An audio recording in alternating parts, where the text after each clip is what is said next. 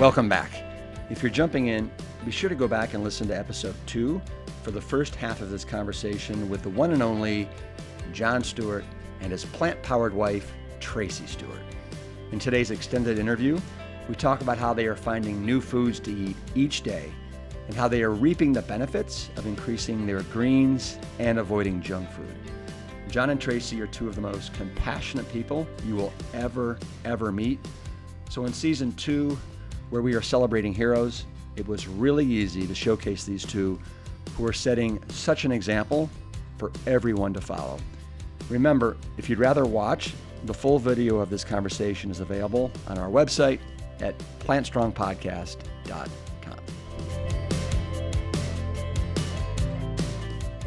So have you found this, since you've been back from the immersion, and you said earlier that there's kind of like life before the immersion and after the immersion, have you guys found it hard or easy to be plant strong? You want me to answer first? Yes. Okay. I mean, to me, shockingly easy. I think because for me, I tend to run anxious, and I feel as though now there's a calm that's come over me because I feel as though I'm not going to die from something I could have prevented, which gives me a lot of peace. And then I think because I'm just feeling so good, I feel like I'm in control of my life more. And I think because I recognize the power of the foods, they're tasting better to me. And I was someone that didn't cook a lot before this. And I felt like even in the immersion, like I learned techniques that I didn't know. So I was able to really make things more tasty. Yeah. So you're cooking more now? Yeah, a lot more. And enjoying it? Yes. Yeah. And what about you? Are you cooking? No. Okay. Let's go back. Do you find it hard or easy to eat this way? So I mean, the difference in terms of how I feel emotionally and physically is profound. It's just much better, and I'm generally not comfortable with that, feeling so good. So it's hard for me not to go back into the old ways of, this. I'm not accustomed to this euphoric sense of possibility. I much prefer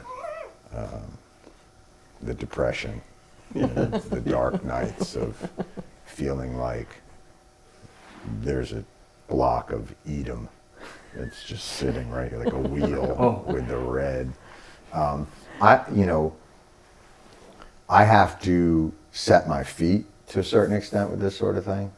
I'm not a particularly adventurous eater in the first place. I generally have my go-tos. It's just my old go-to, especially when I stopped eating meat, was pizza. So I eat the same thing every morning. I wasn't kidding when I said I eat your cereal every morning. So can you, because you sent me a photo. Yes. A couple weeks ago of your breakfast bowl and your breakfast bowl. Correct. Can you describe to me what that bowl looks like? I like to throw down Rip's Big Bowl. I like the original. Sometimes I'll do the other one, but the dried raspberry, quite frankly, it feels like the island of Dr. Moreau. Like something has happened to that raspberry that I don't know how you've done it, but I don't. Yeah, right. It's delicious, but it's against man. Okay. So I'll generally have Rip's Big Bowl original version. I like the raisins in it. Yep. I'll throw, now I was still putting milk in my coffee, so I moved off of that. I have oat milk now.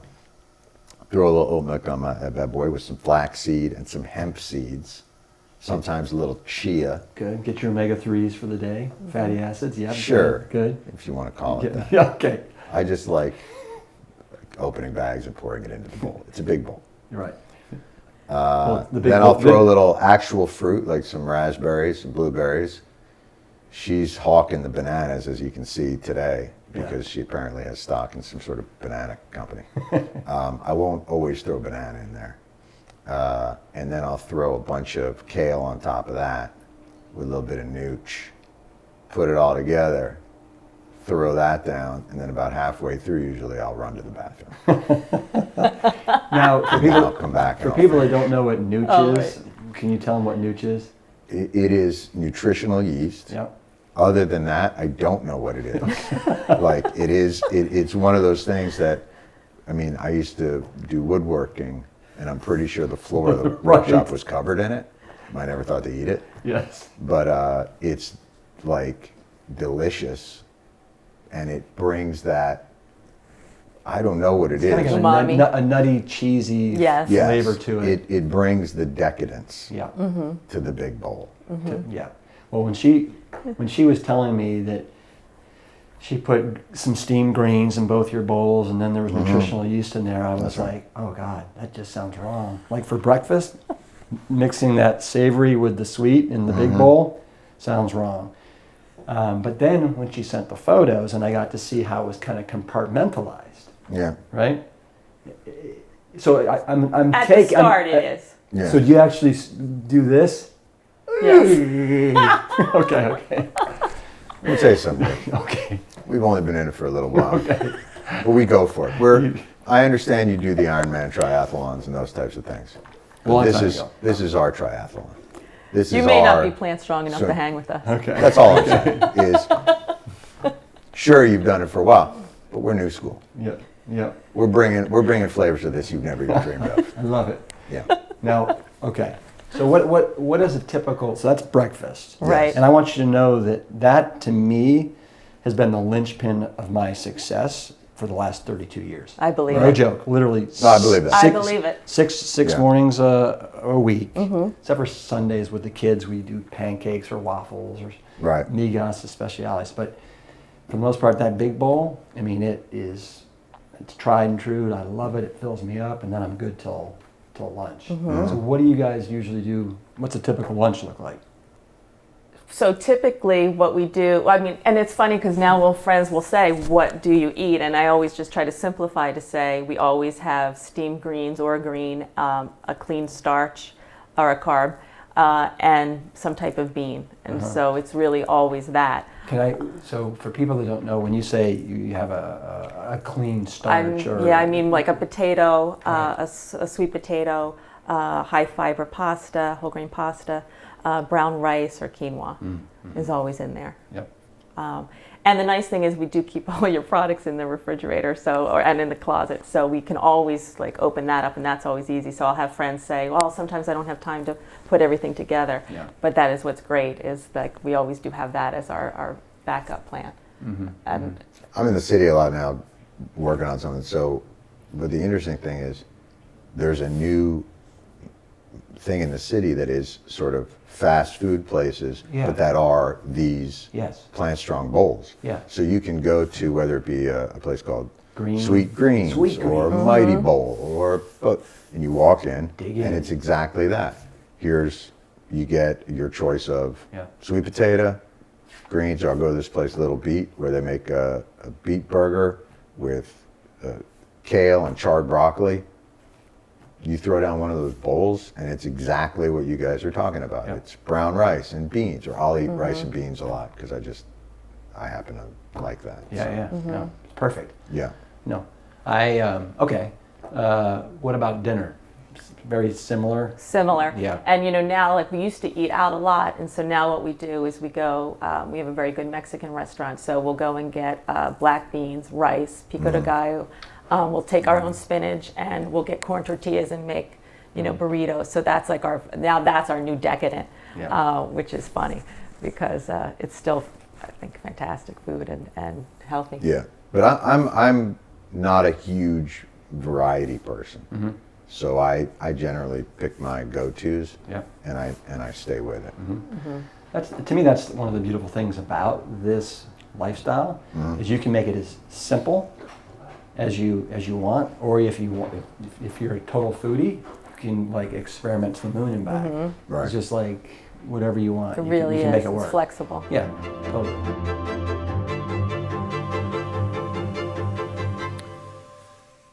I recently reached out to my friends at Wild Earth to provide me with a few more details about the best diet for dogs. As you guys are well aware, our family is currently feeding our 1.5-year-old rescue Jade Wild Earth plant-based dog food. But the truth is that dogs, they've evolved over millennia to not only enable them to digest plant-based starches, but also to thrive on foods like fruits and vegetables and whole grains and herbs, meats, poultry, fish, and much more, which makes them true omnivores. And I find that fascinating, and I applaud the team at Wild Earth for really redefining what a clean protein means for dogs. I would encourage you to try a bag and save 40% off your first order by visiting wildearth.com or amazon.com and use the code PLANTSTRONG.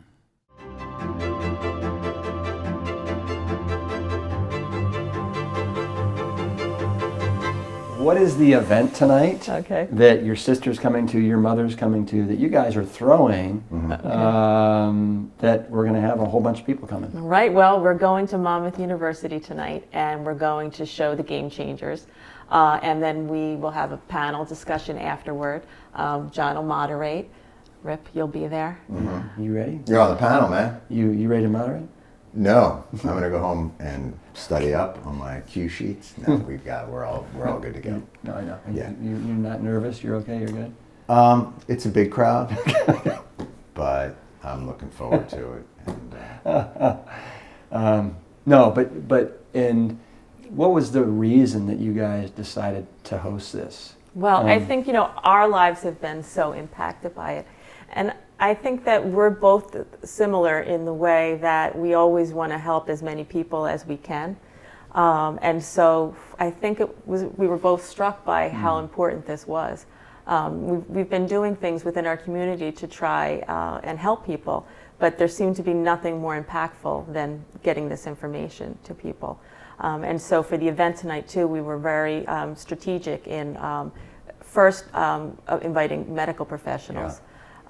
So we wanted to invite people that could be force amplifiers for this idea, and we have had a great response. So I'm so excited to see the audience tonight.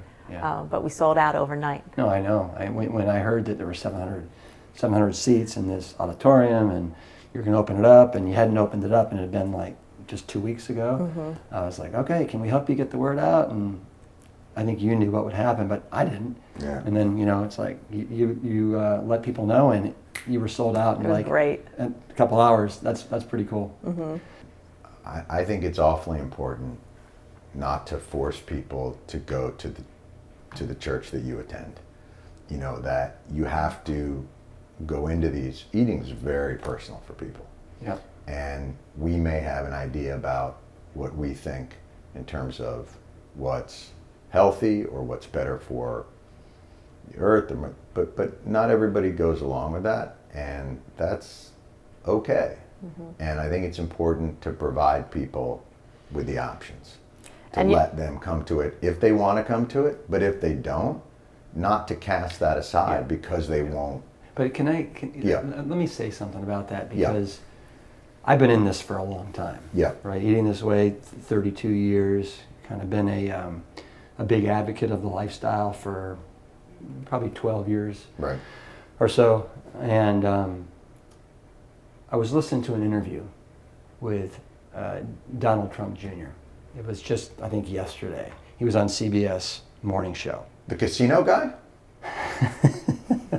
Yes, yes, exactly. He just wrote a book called Triggered, and he was on there, and Gayle King was asking him some questions about, so you say in your book you're never going to rule out, running for office, you would never rule out being a vegan, and then he's like, well, I'm not going to rule out running for office, but my primary job right now is to try and get my dad elected in 2020.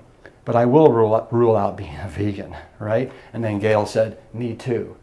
So this is kind of the conversations that are going on that are penetrating into people like, oh, I don't want to be a vegan. I don't want to be a vegan. Right side, left side, right? And it's like they have these preconceived notions about what it means to not eat animals, animal byproducts. And they're completely amiss. And so I agree. What I want to figure out is what is going to be the most effective way to me to bring people over to eating this way, because to me we're going to go bankrupt as a country, right? With obesity, with heart disease, with diabetes, everything that's going on right now. It's a train wreck. It's going to be bad. When it comes to the planet right now and climate change, I mean, we're probably not going to have a planet in 50, well, not a livable planet in 50 years if we continue down this path. Why, ethically, let's protect animals. Let's not eat animals. So I understand that we don't want to be too preachy and all that stuff. So what is the best way to influence people to eat in a way that is in alignment with, as human beings, the best way for us to live and be? And you, of all people, in 2010, were nominated the most influential man, right, on the planet. I did not know that.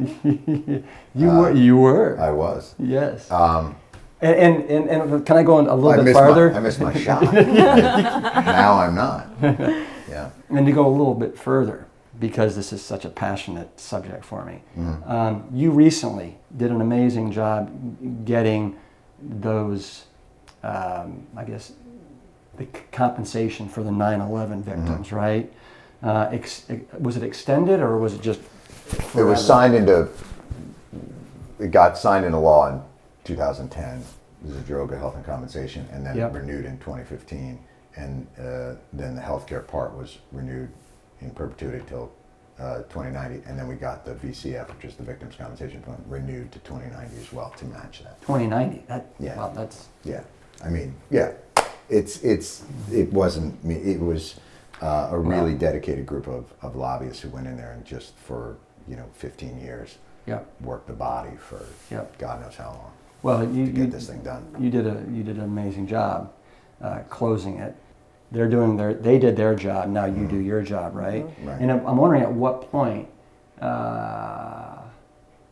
it's going to take maybe somebody like you getting in front of Congress again and saying, "Hey guys, this is not a pleasant thing that I'm talking about right now." Right. But the fact that we are killing and eating 70 billion animals a year for this insatiable appetite that we have for animal protein, it's perverted. It is just cuckoo. Right. And so we have to somehow let people see, and you're brilliant at doing this, how ass backwards it is from a multitude of levels. Right. But it's also incremental. One of the difficult things you have is you can't dismantle the economic underpinnings without having something in it that replaces it in a manner that seems progressive in terms of its ethical values, but also progressive in terms of allowing people to do things easier. People's lives are hard, and they have concerns that are local, they have concerns that are global, and then they have concerns that are familial. And I think you have to take all those things into account. Not everybody is ready to do that. I mean, I think when you see, we've got a farm that's got some animals that fell off of trucks that we were able to pull and do that. Like, that's not going to do it. It's a nice story to tell, and I think it helps people learn certain things about animals as individuals and their own sentience and those kinds of things. But this is a complex economic, social, and I think a dynamic issue that is not going to be legislated away, and it's about a shift in social priority. Humans don't react necessarily to things until they absolutely have to. And these types of warnings are difficult for people, I think, to digest. Not everybody. And there are economic interests that are going to be pushing against it. We look at, in terms of the number of animals that we might save, there's probably all the rescue that's done in this country isn't going to save as many animals as one fast food restaurant switching to Impossible Burgers for that. Now, it's a difficult it's hard to place into your brain the idea that companies that kill more animals than almost any other places on earth are also going to save them. And how do you reconcile? So do you advocate for that? Do you, there's a lot of very difficult and complex questions in there.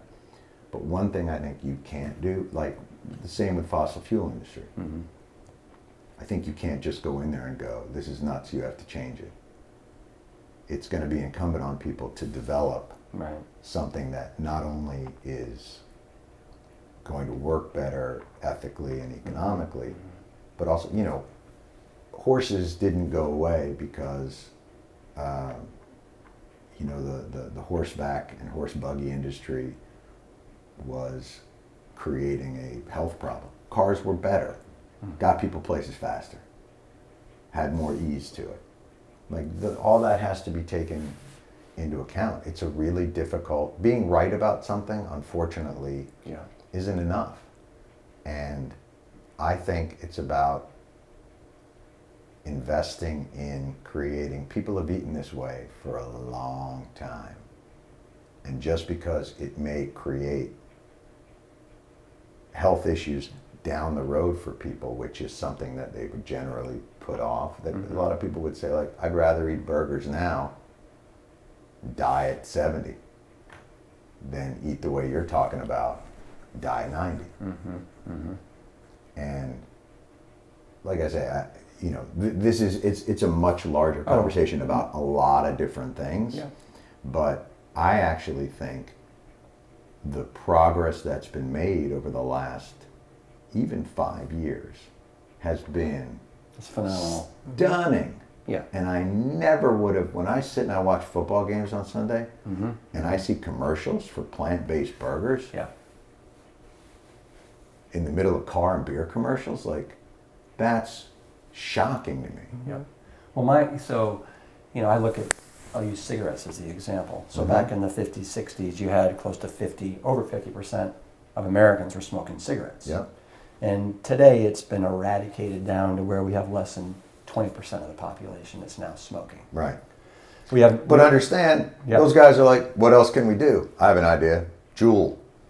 And they sneak over and they start vaping. Like, there are destructive forces. And, it's hard for us, I think, in a modern society that has all the advantages of what the Industrial Revolution brought to us, to say to countries that are much more poverty-stricken, you can't do that. You got to be chill about it. Like, if I'm those areas that are underdeveloped, I'm like, so let me get this straight. Your quality of living is up to here because of the way that you exploited animals and fossil fuels. And now that you're where you are, you're going to say to us, for you guys, it's actually going to be beans and batteries. And I'm sure they're like, no, that's not how it's going to roll. Like, this is something we're going to have to innovate our way out of. And not legislate our way out of. That's beautifully right there, like that. And I think that, living in the information era right now with everything, internet and social media and all that, and I think the millennials and everybody that's coming up, I think that if we can get, 93% of Americans now are eating meat, animal byproducts. I'll go out on a limb and say in 10 years, I bet you will be below 50%. 50%. So that's my hope. That's my hope. We'll see. Yeah, I don't know about that. I know. That seems like that's a big dip. I think you haven't been paying attention. Well, how about this? I think 50% will be eating less, but I don't think 50% will have eradicated because there's I think right now I think between people that are flexitarians, vegetarians, climatarians, nutritarians, you've probably got probably a good swath of the 93% that are eating already less meat. Right, that may be, So I would say, actually, I'm going to go out on a limb again. 10 years, 50% or less people of Americans will be eating meat. But understand, there are very powerful groups that are all like, the pushback is beginning, Sure. but it hasn't come yet in the yeah. way that it's going to. Like, everybody's gonna have to be ready. Yeah. I know, but I do also think that a lot of industries are now recognizing that, I mean, the bottom line is that they want to make money. And so Yes. now they're recognizing that they can make money in this other way. I think that's a great point. Yep. And I think that's actually the key, is that everyone's going to have to prove that this is a viable economic model for companies that still want to make money. Because none of them are going to say, sure, we'll give up market share because it's better for the earth. Nobody's going to do that. Yeah. Now you look at like Tyson Foods. They were one of the early investors in Beyond Meat. They're now coming out with their own raised and rooted plant-based burger. I mean, it's pretty amazing. Whole Foods Market. They have their 3 North Stars when it comes to new products that they want to develop as far as their private label brand, plant-based, food as medicine, sustainability. Those are the 3 things. See, here's also where I think movies like Game Changers are really important, because they speak to an emotional and a visceral response that people have, like when they say, I'm never going vegan. And that's a response to their perception of it as a closed, cultural, judgmental, that it belongs in our culture war, when this isn't a culture war issue. And I think that's one of the things, is you have to remove it from the idea that it's, gods and guns on this side and, vegans and whatever on this side. Like, that has to change, that it's part of the litmus test that we've somehow found ourselves in culturally. And if you can move it outside of that, I think you have a better chance to break down the defensiveness of people who sit like this, like, the Impossible Burger is just vegans once again trying to, or it's liberals, or it's progressives, or it's this, or it's that. There has to be a way to remove it from that paradigm. I think it's an important point and I feel like Tracey is like a really good guiding light on that, which is, without judgment, embracing people for where they're at, like literally embracing them for where they're at and where they are, and just loving them no matter what. And living her life in a certain way that hopefully is exemplary with that. There's no better way. Be the shining example. Don't be preachy, judgmental. And I mean, that's to the best that I was able to, that's what I did, and how I was able to help get a bunch of Texas firefighters at Station 2 to embrace this. I mean, it took 6 years before we did our little experiment at Fire Station 2. Right. Before those guys were willing to get on board. By the way, and every cultural wind and current is still pushing them in the other direction. Like, it's the energy that it takes to swim against the current in the way that you guys are is not easy, because you can take people along, but if they don't come with you, the current pulls them back to where they were. And until this thing, our son has celiac. If he'd had it 20 years ago, the cultural current, the social thing, there wouldn't have been things available to him. But even today, with what it is, the current is constantly pushing against his ability with an immune disease to have options that are not, you see it ridiculed all the time. Oh, I guess it's going to have to be gluten-free, those kinds of things. Dude's got an immune disease. Like, I don't know what to tell you. Thank God there's options for him in a lot of different ways that help him overcome that and not be seen as a complete outsider or, an odd duck. But this is similar in that way. And that's what I'm saying. When I'm sitting and I'm watching football and there's an Impossible Whopper on, that to me is like, okay, now we're moving past just the idea of this being a very eccentric tribe of individuals. and moving more into like, okay, now we're going to make some headway. Yeah, I think when I spoke to you not too long afterwards, I think you mentioned that Jon referenced it as maybe being like Hare Krishnas or something like that. Is that correct? Something like that? I happen to be in the other tribe, so I'm new here. I'm the new guy. Well, once we started, every time we would run into someone that we liked or we loved, I mean, you do have this feeling of, oh my God, I can save you. Well. Yeah, I know it well, especially somebody that's got diabetes. Yes. They have heart disease, right? Mm-hmm. They've had a shot across the bow with cancer, and you want to say, do everything you can to like. Yes. Oh, don't keep that going, but. Right. And we did that, and we do that. But I actually think us, thriving right now has been the most inspirational for those around us, and has gotten people. Well, we do annoyingly evangelize probably, and that's. But I have a couple friends that do it now, and have come back and said like, yeah, it's a big change. So you mentioned ignorant, or how maybe people aren't ignorant. I would actually say that when it comes to certain things regarding nutrition, they are ignorant. Like for example. But some of that is purposeful from the powers that be that have made sure that the wrong information flows down. And what's the number one thing? It's what the Game Changers is trying to address, and it's where to get your protein from. Right. And so have you had people ask you that? Like, Jon, where are you getting your protein if you're eating this way? Yeah. And you have an answer? That when Tracey falls asleep, I eat meat. And that's how I get it, because it's the only way. The film does a great job of that, and we use that line all the time of, how can you be as strong as an ox if you don't eat meat? You're like, have you ever seen an ox eat meat? Exactly. And the idea that the reason why they get their protein is from plants. Right. Some other source. That's right. Yeah.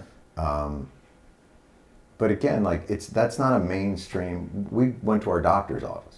Yeah. And in there was a pamphlet that was about heart health, and it had recipes in it, and the recipes were like veal marsala and a chocolate lava cake with low-fat whipped cream. And you're like, I don't think that's. And that's really not an exaggeration. That's not an exaggeration. That is the pamphlet that was in the doctor's office, and it said on it, from your. I can't remember. It might have been the Heart Association. It was a group that is purported to have tremendous credibility. Sloan Kettering. Was it that? It was or Mayo Clinic. I think it was Mayo Clinic. Oh, okay. It wasn't Sloan Kettering. It was Mayo Clinic, but from the Mayo Clinic. And it was a thing that was like, have Swiss cheese instead of. It was crazy. No, listen. I mean, these hospitals. I mean, up until I think it was 3 years ago, the Cleveland Clinic. Right? I mean, the number one heart hospital in the world had a McDonald's inside the hospital. Right. Another who's the big outfit out of Houston that does all the great cancer work? I can't believe I'm spacing on it. But I had a friend that went there, cancer, and he asked the female doctor, should I be doing like a plant-based diet?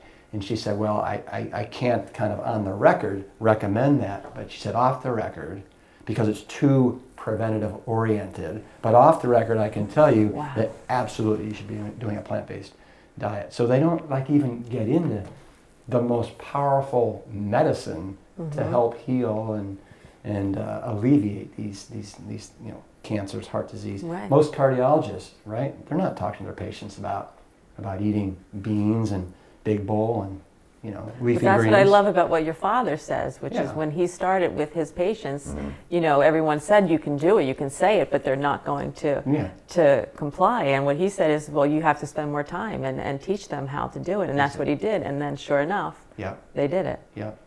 But to be fair, compliance is like if I didn't have her. Well, but I'd be a mess. But you and I are about the same age, 56-ish, right? Let's say that you had angina. Let's say that you weren't able to raise the flag, right? Mm-hmm. Let's say that you had a little minor stroke. I mean, would you be motivated? I think you said earlier. I see what you're saying, yeah. Yeah. Sure, but depending on, look, unfortunately I know plenty of people, some of them we're related to, that have these hardships Yeah. and just go, yeah, no, that's not going to happen. Like where you present them, you go, here's the answer, and they, here's the answer to the problem you're complaining about right now, and they look at it and go like, yeah, that looks hard, so yeah, no. Yeah. But I mean, I can remember I read your dad's book years ago, and I remember reading it and thinking this makes perfect sense, but not doing it. Right. Or maybe not knowing how to implement it. Right. And so I had to be at a different place in my life where I was ready to hear that and to take it on. And then I do think it does help when you have someone else that's doing it in your household with you. Absolutely. Just because eating is so communal. Yep. So that's been a huge help. No, personal. I know how frustrating it is. I look at my father-in-law and my mother-in-law, who have now passed away, but one from a heart attack and another from complications from other things, but they just had no interest, right? And here you've got, you got myself, you got my father, we're doing Thanksgiving dinners together, and right. So I think that some people feel as though like this is the hand I've been dealt, and there's nothing I can do.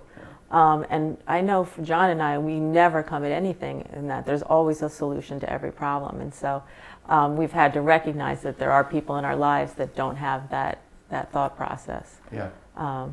And I think we still try, but we recognize it's going to be a harder push for them. And it's also, this in particular is in a marketplace of ideas that is populated by charlatans and fools. And it is billions and billions of dollars. Forget about the billions and billions of dollars that's in the industries that make these foods and deliver these foods. There's a whole other industry that has come up around counteracting the effects of these foods. So you have this weird economy that's pushing and pulling. So you have all these people that are making processed foods and all that, and that's creating these diseases and these hardships and these things. Then you have this whole other economy that pops up that says, well, if you just eat like a caveman, then you will no longer be facing the things there. Or if you just eat, if you can just put your body into ketosis, right? And you think to yourself, like, so if I put my body into ketosis, like, that doesn't seem like a long-term solution. No, it's starvation. Yeah. Right, by creating a process by which my body decides, like, I think I'm going to digest myself. Like you just don't feel like, how long can I digest myself? Until you're like 80. But, so you've got these dueling economies. And this is this one thing that says, oh, actually, though, we're not a gimmick, this is right. But it's in a sea of, no, we're right. No, we're right. So it's like that game, to tell the truth. Yeah. Will the real process that is healthy and lifelong and all that please stand up? And right, everybody's just like this. Like, actually, it's really just a bar. And the truth is, everybody's just waiting for a scientist to come in and go like, actually, just this pill. That'll do it. Ain't gonna happen. Ain't gonna happen.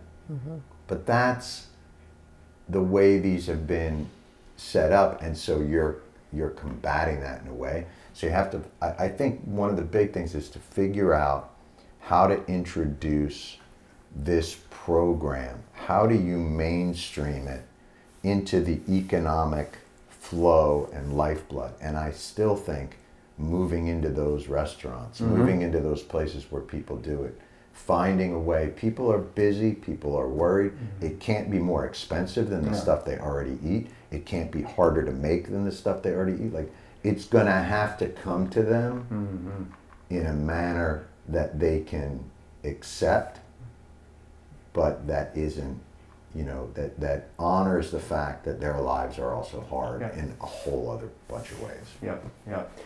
You talked about hospitals. Your doctor. You guys recently went in for some follow-up blood work. You okay if I talk about your numbers here on the record? Yeah, we were so excited. We texted you the results. I've got actually my blood work's on the refrigerator right now. pinned it. You did. I did. So Tracey was telling me that you guys were there in the doctor's office and you were high-fiving each other. You were pretty excited about it. We were pretty excited. Yeah, and you should be. So let's talk. Yeah, great. If you don't mind. So so the before was taken about a year ago. Right. And then this most recent one was taken just like a month ago in October of 2019. That's right. So Tracey, your total cholesterol was 176 before, which actually is very admirable, right? She's already vegan. She Already, was vegan at that time. Yeah. Right. So most, doctors would tell you, Tracey, that's great. Right. But since going plant strong, you're now 120 total cholesterol. You dropped 56 points on your total cholesterol. I mean, that's like, you're like a Tarahumara Indian there with a 120 total cholesterol. Super admirable, Great. right? She now, when she sleeps, she floats above the bed. It's the weirdest thing. Levitates. It's all based on low cholesterol. You were 199. Whoa, Which, Rip, come on, man. I thought we were friends. Why would you even say that? I'm just telling it like it is. Wow. So you were 199, Yeah. and then you came down to 167. So you came down. There you go. Yeah, baby. You came down 32 points. But Yeah. it's funny because a lot of times the total cholesterol doesn't tell the whole story. So it's nice to go into Right. the HDL, which is the healthy cholesterol, the LDL, which is the lethal, and the triglycerides. Because the way you achieve total cholesterol is you add up the HDL, the LDL, and then 1/5 of the triglycerides. So let's talk about HDL, the healthy cholesterol. Tracey, you started at 53. You came down to 38. You came down about 15 points. Most people, when their total cholesterol comes down 56 points like you did, their HDL is going to come down usually about 5-10% because you no longer have as you've cleaned up your internal kitchen a ton. Right. And so you get to fire all those kind of HDL mopper-uppers that aren't doing a really good job. And now the ones that you do keep, they become larger, more efficient, just like amazing HDLs. So nothing to be worried about. So my total cholesterol is typically 110 to 130, and I've never seen my HDL over 40. So just be comforted knowing that 38 with a 120 total, not on any meds, I would imagine, Right. is like phenomenal. Jon, you're peculiar with your HDL. I appreciate that. Yes, it's so you started at 71. Most doctors like your HDL to be above 40. Most Americans. Oh, so I'm above 40. You actually went up. You went up to 75, which you almost never see when your total comes down 32 points. Right. In that regard, you are a bit an anomaly, and I think there's a humor factor there that, if you've got that funny gene in you, the HDLs doesn't want to go down quite as easy. But anyway.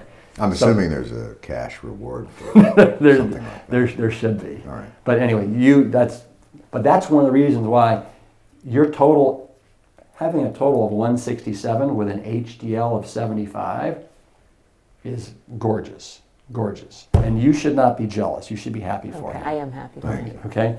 That LDL. But I'm supposed to get that down lower, right? The 167 is supposed to be like No. 150. No. I would tell you, don't pay. No, with an HDL of 75. Yeah. We'll talk about the LDL, and then let's come back to that. All right. Your LDL, you were 104. You're now 66. You came down 38 points. The LDL, to me, the most important numbers are your total and your LDL. LDL, that's that lethal cholesterol. We want to be below 80. That's like what my father likes his patients to be, below 80. You're 66. Phenomenal, right? You came down 38 points on that LDL. On your LDL, Jon, you started at 111. Again, we want you. No, stay. Really, still stay. All right. And then you came down to 77. So you came down 34 points. Again, our goal is to be below 80. So you guys are both there. Triglycerides, we want to be below 150. You guys both started up 96 and 85. You're now 79 and 76. So your blood work to me is absolutely picture perfect. Right. Yeah. So you should be Feel ecstatic it. and yeah. So way to be. So we live forever. You will live a long, healthy life. Forever, Rip. Yes, you will. Rip. I have the big bowl every day. Yes. Forever. Well, we're both 56, so let's see. Let's see what the big bowl does for us. Maybe we'll be 96 talking about the big bowl. So before I shut this thing down, I want to say that, so I saw the clip of you, you went on a bit of a tirade against Donald Trump before he was president. And it's because of the way he ate his pizza. I don't know if you remember this or not. I do. Would you like to share that? He had brought Sarah Palin to New York, and he was going to show her New York, because he's Mr. New York. So he took her to La Familia Pizza, which is like, if you're a New Yorker, it's like, oh, why don't you just go get a slice at the airport? Like, that's not pizza, that's just... Yeah.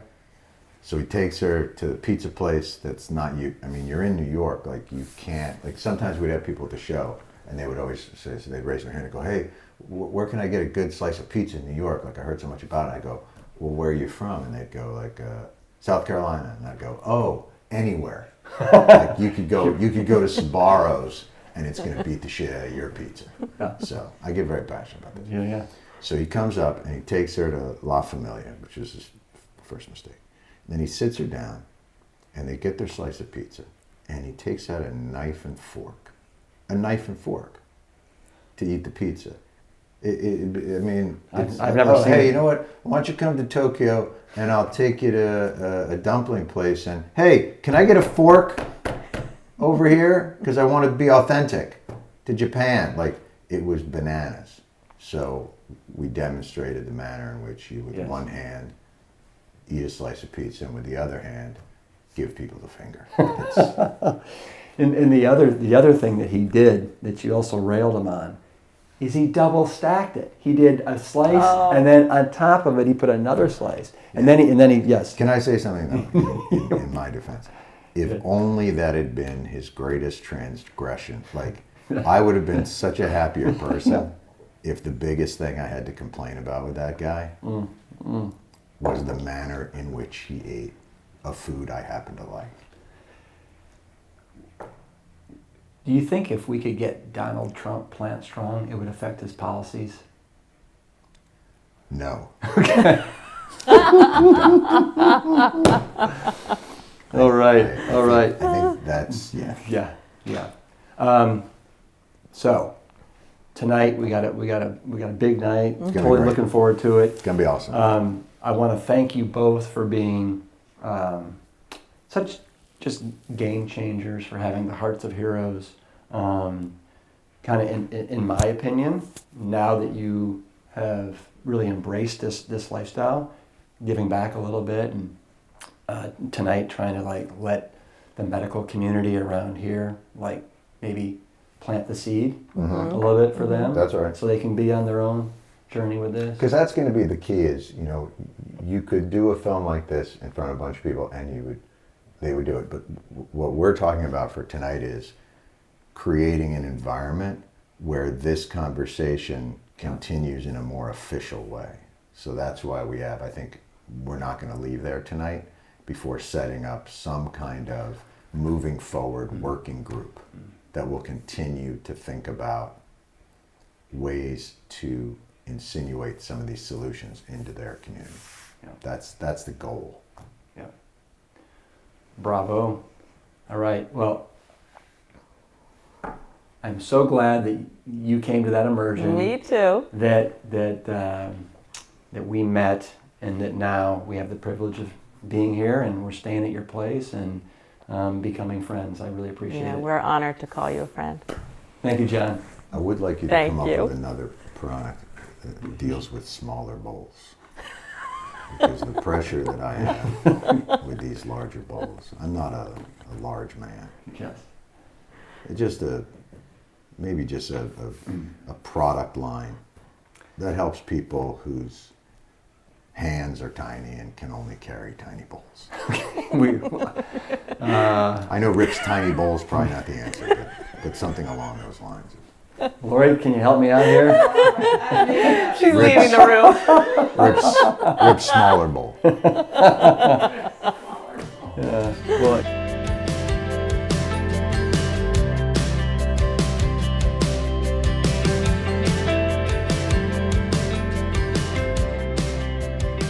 when Tracey Stewart came to our retreat in Black Mountain, North Carolina, we had literally no clue who she was until a few hours before she left on the very last day. It's the same for anyone who comes to our retreats. We drop all professional titles and resumes at the door, and we all enter as equals who come together for one common goal: to do better and to be better. I invite you to visit our website, planstrong.com, click on events, and download our new 2020 events catalog and check out all the experiences that we're hosting this year. Spend 5 or 6 days with us in one of 3 spectacular venues nestled in nature. Come to Black Mountain just outside Asheville, North Carolina, and experience the lush forests and the mountain streams. Or come to magical Sedona, Arizona, and experience the transformative Red Rocks. Or come to Silver Bay in the Adirondack region of New York and experience the pristine Lake George. As Tracey shared, you'll have a front row seat to the science behind the lifestyle, and you'll build the daily habits alongside our team of experts so you can go home and be totally set up for success. Visit plantstrong.com for more details and use the code PLANTSTRONG for $150 off any 5 or 6 day retreat. I hope you enjoyed today's longer format conversation. There was just so much great content that I didn't want you to miss any of it. Be sure to tune in next week as we step in the ring with James Lightning Wilkes, the producer of The Game Changers, and we also have more conversation with Jon Stewart as he moderates the live Q&A panel. Thank you for listening and subscribing to our show.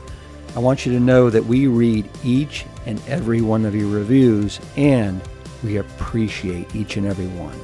If you want to learn more about this season or today's guests and sponsors, please visit plantstrongpodcast.com. The Plant Strong podcast team includes Scott Badisil, Lori Kordowich, Amy Mackey, Patrick Gavin, Wade Clark, and Carrie Barrett.